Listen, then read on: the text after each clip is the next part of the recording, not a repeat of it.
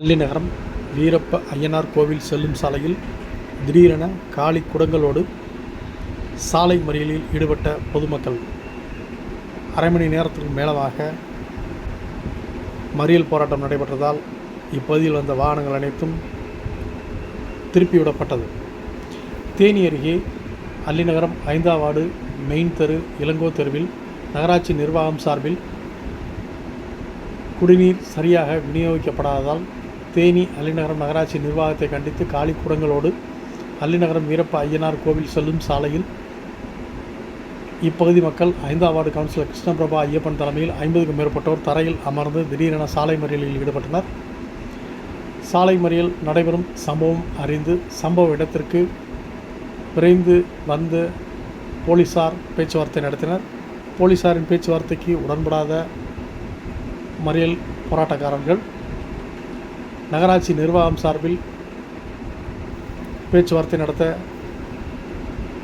ஒப்புக்கொண்டனர். இதனைத் தொடர்ந்து நகராட்சி நிர்வாகம் சார்பில் நகராட்சி முறைப்படி குடிநீர் வழங்குவதாக உறுதியளிக்கப்பட்டது. இதனைத் தொடர்ந்து நகராட்சி நிர்வாகம் சார்பில் ஏற்பட்ட உடன்படிக்கையின் காரணமாக மறியல் போராட்டம் கைவிடப்பட்டது. சுமார் அரை மணி நேரத்திற்கு மேலாக மறியல் போராட்டம் நடைபெற்றது. இதனால் இந்த பகுதியில் வந்த வாகனங்கள் அனைத்தும் வேறு பகுதிக்கு திருப்பிவிடப்பட்டது.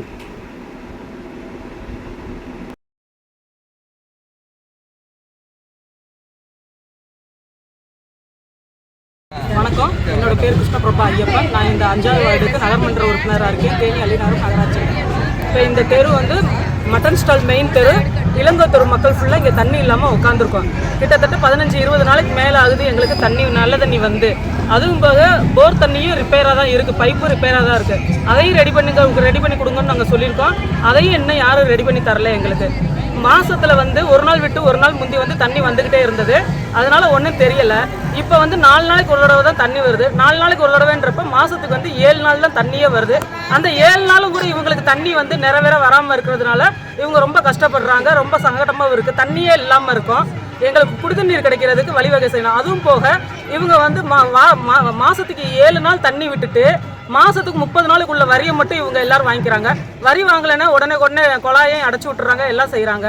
நான் என்ன சொல்கிறேன்னா, எல்லாத்துக்கும் முதல்ல நல்லபடியாக எல்லாத்துக்கும் குடிநீர் சப்ளை பண்ணிவிட்டு போர் தண்ணியை எல்லாம் கரெக்டாக பார்த்துட்டு அதுக்கப்புறம் ஃபுல் சதவீதம் வரி வாங்குங்க நகராட்சியிலேருந்து. இல்லைன்னா அது வரைக்கும் நாங்கள் இங்கேருந்து எந்திரிக்க மாட்டோம்.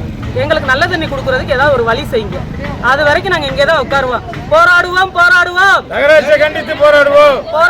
போராடுவோம்.